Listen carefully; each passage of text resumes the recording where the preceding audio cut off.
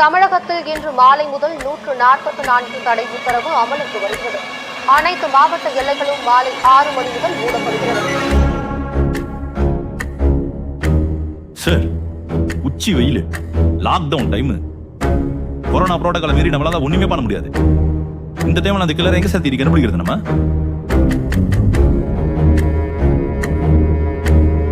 இதுல ஒருத்தன் ஃபாரன்சிக் படிச்சிருக்கான், ஒருத்தன் கிரிமினாலஜிஸ்ட், இன்னொருத்தர் சைபர் செக்யூரிட்டி தெரிஞ்சிருக்கு, ஒருத்தன் சைக்காலஜிஸ்ட். இவனுங்க எல்லாம் ஒன்னா சேர்ந்து ப்ளூ பிரிண்ட் போட்டு வேலை பார்த்துருக்கானுங்க சார். நமக்கே தெரியும் சொன்னா.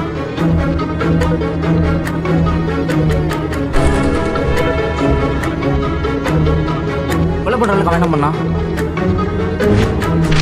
35 வாட்டி வயிற்று கிழிச்சே சாப்பிச்சிருக்கான். டேய், அங்க போயிட்டு சின்ன மாதிரி இருந்தாலும் வாழ்க்கை மேலே போயிருந்தா. எல்லாத்துக்கும் மூல காரணம் இந்த சக்தின்ற பையன் தான் சார்.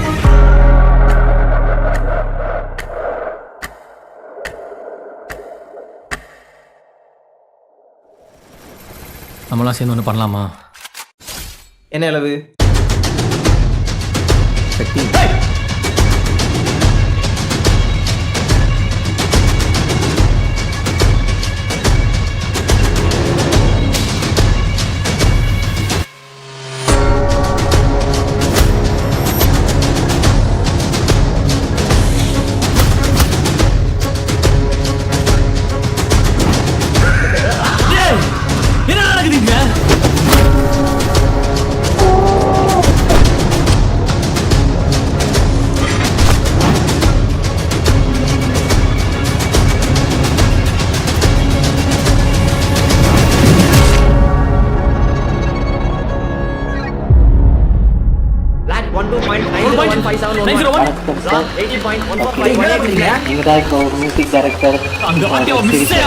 அதாவது இந்த ஃபைமியோட வெப் சீரிஸ்ல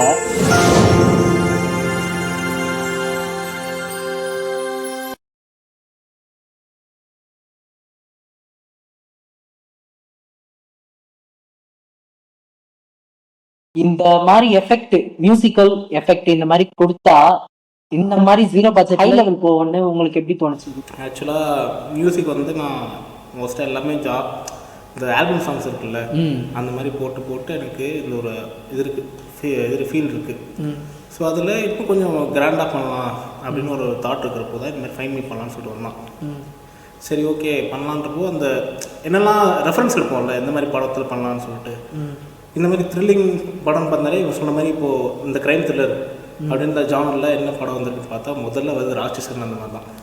அதில் யூஸ் பண்ணுற அந்த இன்ஸ்ட்ருமெண்ட்ஸ், ஹார்ன்ஸு, அந்த மாதிரி இன்ஸ்ட்ருமெண்ட்ஸ் எல்லாமே மாதிரி கர்ஜிக்கிற மாதிரி இருக்கும். அந்த மாதிரி இன்ஸ்ட்ருமெண்ட்ஸ்லாம் யூஸ் பண்ணி பண்ணுறதுனால இன்னும் அந்த ஒரு இம்பேக்ட் கொடுக்கும் அப்படின்றது ஃபீல் ஆச்சு. சரி, ஓகே. எனக்கு ஆக்சுவலாக மியூசிக் பேக்ரவுண்ட் கிடையாது, நான் எங்கேயும் கற்றுக்கிட்டு வரல, நானாக யூடியூப்பில் பார்த்து பண்ண அந்த ஒரு சென்ஸ் இருக்கிறதுனால ஏதோ தோணுச்சு. சரி, ஓகே, அப்படி ஆரம்பிச்சு தான். இதில் இந்த மியூசிக்கல் பேக்ரவுண்ட் இல்லாமல் பண்ணதில் ஒரு சென்ஸ் இருந்தனால என்னால் சொல்ல முடியல எப்படி இதெல்லாம் வரும், இதான் வரும்னு சொல்லிட்டு என்ன எக்ஸாக்டாக சொல்ல முடியல. பட் ஆனால் அந்த ஒரு தாட் இருந்துச்சு, இப்படி பண்ணால் நல்லாயிருக்கும், இந்த சவுண்ட்ஸ் யூஸ் பண்ணால் நல்லாயிருக்கும் அப்படின்னு எனக்கு பர்சனல். நான் ஸ்க்ரீனில் பார்க்குறப்போ, ஒரு ஃப்ரேம் பார்க்குறப்போ இந்த மாதிரி மியூசிக் போட்டால் நல்லாயிருக்கும் அப்படின்னு ஒரு தாட் வரும். உங்களுக்கே யாராவது எடிட் பண்ணுறப்போ இது நல்லா எடிட் பண்ணியிருக்கலாமே, இது இந்த ஃப்ரேம் இப்படி காட்டியிருக்கலாமே, இல்லை இந்த சவுண்ட்ஸ் இங்கே யூஸ் பண்ணியிருக்கலாமேன்னு சொல்லிட்டு எல்லாருக்கும் பார்க்குறவங்க ஜென்ரல் ஆடியன்ஸ்க்கு ஒரு ஃபீல் இருக்கும். அதே மாதிரி தான் நானும் யோசிக்க ஆரம்பித்தேன். ஸோ அதில் எனக்கு பார்க்குறப்போ இந்த சவுண்ட்ஸ் இப்படி யூஸ் பண்ணலாம் அப்படின்னு ஒரு தாட் வரும். ஸோ அந்த மாதிரி போட்டு தான் இந்த ஃபைன் மீ. ஓகே, இப்போ இந்த ஃபைன் மீ வெப் சீரிஸில் ஃபர்ஸ்ட் எபிசோடில் வந்து ஸ்டார்டிங்கில் ஹீரோ வரும்போது உங்களுக்கு எப்படி தோணுச்சு? அந்த ஒரு சாங் ஓடுது போகிற சீன் வருதுல்ல, அந்த சீனில் வந்து இந்த சாங் எப்படில அந்த பாட்டு வந்து ஆர்யா சாங் ஓடுது, அந்த சாங் எப்படி உங்களுக்கு தோணுச்சு இந்த படத்தில் போட்டா எப்படி? அது டேரக்டரோட இன்புட் தான். ஓகே, இது நான் வந்து மோஸ்ட்டாகவே என்னோடய சாங்ஸ் நான் போடுவேன். பட் ஆனால் அந்த டேரக்டரில் வந்து அவங்களோட இன்புட்ஸ் எனக்கு இதுதான் வேணும் அப்படின்னு சொல்லிட்டு கேட்டது, அவங்க ஸ்பெசிஃபை பண்ணி கேட்டாங்க. ஸோ அதனால் அதை போட்டது அவங்களோட பாயிண்ட் கரெக்டாக இருந்துச்சு, அந்த கதைக்கு அந்த பாடம் தேவைப்பட்டுச்சு. ஸோ நான் யூஸ் பண்ணுவேன் மாதிரி. Okay, okay sir, thank you. Hello, வணக்கம்.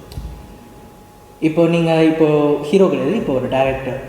இப்போது இந்த வெப் சீரிஸோடது எந்த மாதிரி ஸ்டோரியாக அந்த மாதிரி எந்த மாதிரி ஸ்டோரியாக க்ரியேட் பண்ணுறீங்க, எந்த மாதிரி கண்டென்ட், அதை பற்றி விவரமாக சொல்ல முடியுமா? ஓகே, இப்போது ஜென்ரலாக எடுத்துக்கிட்டிங்கன்னா சீரியல் கில்லர் மூவி அப்படின்னு சொன்னால் டக்குன்னு உங்களுக்கு என்ன படம் ஞாபகம்னு எனக்கும் தெரியும். அதே மாதிரி ஒரு லாக்டவுன் டைம் மூவி அப்படின்னா நம்ம தமிழ் சினிமாவில் இன்னும் பெருசாக ஸோ யூனிக்காக ஒன்று எடுக்கணும்னு முடிவு பண்ணியாச்சு. அட் த சேம் டைம் அந்த யூனிக்னஸோடு சேர்ந்து அது எக்ஸ்பெரிமெண்டலாக இருக்கணுன்றதை தாண்டி அது ஆடியன்ஸ்க்கு ஆல்ரெடி பழகின விஷயமாகவும் இருக்கணும். ஓகே, இப்போ சீரியல் கில்லர் படம்னா நீங்கள் நிறைய படம் வச்சுருப்பீங்க, மைண்டில் இப்போ உங்களுக்கு ஒரு படம் வந்திருக்கும். ஓகே, அது எந்த சாயலும் இல்லாமல் ஒரு யூனிக்காக நம்ம எப்படி பண்ணலாம் அப்படின்னு யோசிக்கும் போது லாக்டவுன் டைமில் எனக்கு வந்த ஐடியா தான் இந்த lockdown crime thriller find me. Okay okay, இப்போது இந்த வெப் சீரிஸை நீங்கள் பார்த்துருக்கீங்க, பார்த்துட்டு நிறைய ரெஸ்பான்ஸ் பண்ணியிருக்காங்க ஸ்டூடெண்ட்ஸ், இது பேரண்ட்ஸ் எல்லாருமே சொல்கிறாங்க சீரியல் கில்லர், பட் ஆனால் இவங்க போடுற எஃபெக்ட் வந்து சூப்பராக இருக்குது. ஆனால் 0 பட்ஜெட்டுன்னு சொன்னால் யாருமே நம்ப மாட்டாங்க இது. ஸோ இந்த வெப் சீரிஸை நீங்கள் முதல் தடவை பார்க்கும்போது உங்களுக்கு எப்படி தோணுச்சு? இந்த மாதிரி பண்ணால் எப்படி?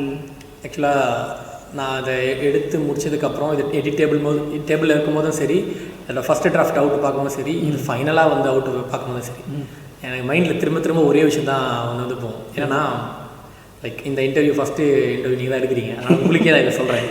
ஓகே, சொல்லுங்கள். நாங்கள் Day 1 எடுத்தது ஒரே ஒரு ஷாட் தான் எடுத்தோம். நாங்கள் ஸ்டார்ட் பண்ணுறோம் இந்த வெப் சீரிஸ் ஆரம்பிக்கும் போது ஒரே ஒரு ஷாட் தான். ஓகே, எந்த ஷாட் தெரியுமா? எந்த ஷாட்?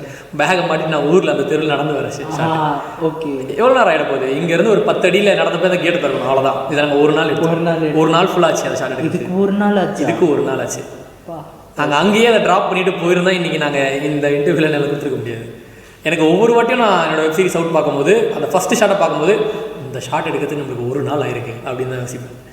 அது மட்டும் தான் திருப்பி ரிப்பீட்டடாக வந்த ஒரே விஷயம். பட் எங்கள் டீமில் யாரும் கிவ் அப் பண்ணாமல் கடைசி வரைக்கும் ட்ரை பண்ணதுனால எடுத்து பிடிச்சிட்டோம். ஓகே, இதில் இந்த வெப் சீரிஸில் வந்து ஸ்டூடெண்ட்ஸுக்கிட்ட நாங்கள் ஒரு ரிவ்யூ கேட்டோம்.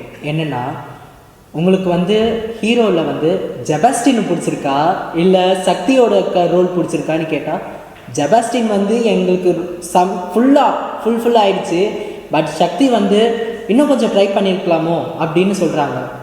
உங்களோடது கொஞ்சம் சொல்ல முடியுமா? அதோட டெஃபினேஷன்ஸ். கண்டிப்பாக. ஓகே, எனக்கு இது ஆல்ரெடி முன்னாடி தெரியும். முக்கியமாக சொல்லப்போனால் நான் எதிர்பார்த்தது ஆடியன்ஸை நான் கெஸ் பண்ணுறேன்னு நினச்சிக்கிட்டு நான் ஒன்று பண்ணேன். ஆனால் ரியலாக அது கெஸ் கரெக்டாக தான் பண்ணியிருக்கேன் அப்படின்றது எனக்கு அப்புறம் ரிலீஸ்க்கு அப்புறம் தான் புரிஞ்சுது. ஏன்னா அவங்க என்ன பார்வையில் பார்ப்பாங்கன்றதை கெஸ் பண்ணி தான் ஒன்று பண்ணேன். இப்போது இந்த ஒரு போர்ஷனை கூட நீங்கள் கட் பண்ணி அப்புறமா லேட்டாக போட்டுக்கோங்க, போஸ்ட் பண்ணிக்கோங்க. ஸ்பாயிலர் கேட்டிருக்கீங்க.